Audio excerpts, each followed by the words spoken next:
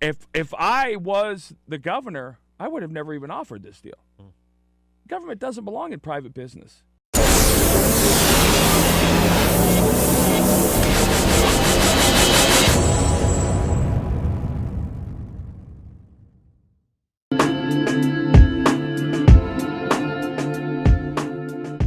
Good question for you, Mr. Schilling.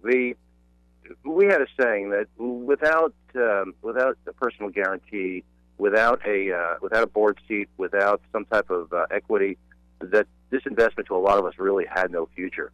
Okay. As a self-described conservative, and you publicly mentioned you're contemplating higher office. Right. At what point did you think it was appropriate for taxpayers to enter an at-risk investment banking relationship like this? Well, first of all, I never looked at it as a taxpayer investment. The only way that taxpayers were going to be on the hook is if it failed, right? Right. Okay, and that wasn't even that wasn't an option. That wasn't going to happen. That was never going to be a part of this. But here, and it's a legitimate point to a sense. I don't understand. And you're the first person to ever actually ask the right question. Everybody says, how can you call yourself a conservative and want smaller government and then take a government investment? It wasn't a loan. This was an investment. And so, in my mind, again, you got to remember something. I'm $30 million in at this point, and I'm having issues. I assumed a lot of things from an investor perspective that didn't pan out. But the state comes to us and offers us $75 million. And that's the money that gets us to launch the product. There's nobody listening, nobody that lives in this state, nobody lives in this country that wouldn't have done the exact same thing that I did. My job, my number one job, was to take care of the people in that company. Was my responsibility to the people in that company. So, yeah, I might not have liked it, but it didn't come with an equity buy-in. It didn't come with the board seat. So how is this not an enormous win-win for me and for the company?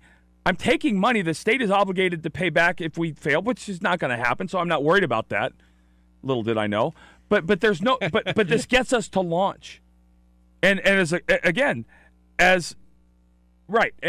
so nobody would have said, no, you know what? No, guys, we don't want the money. But like I said, the issue became, a couple of weeks before the documents were signed, when that 75 turned to 49, we'd already stopped our private placement memorandum. We were out, we're getting ready to go out and raise money and all the things that Wells Fargo was engaged with us to do that, and that stopped. And for I would argue that you talk to people in this industry, that is the most gut-wrenching, mind-numbing, taxing thing you can possibly do is going out and raising money. But I don't look at what I did as a liberal conservative thing. I can tell you this, and I'm sure this quote's going to be around somewhere. Go ahead. If I was the governor, I would have never even offered this deal. Government doesn't belong in private business. But I'm on the other side of this. My job and responsibility is to my company, to my employees, and I was doing everything I could do within my legal means to make that be a success. And you're the first person to ever actually ask the right question.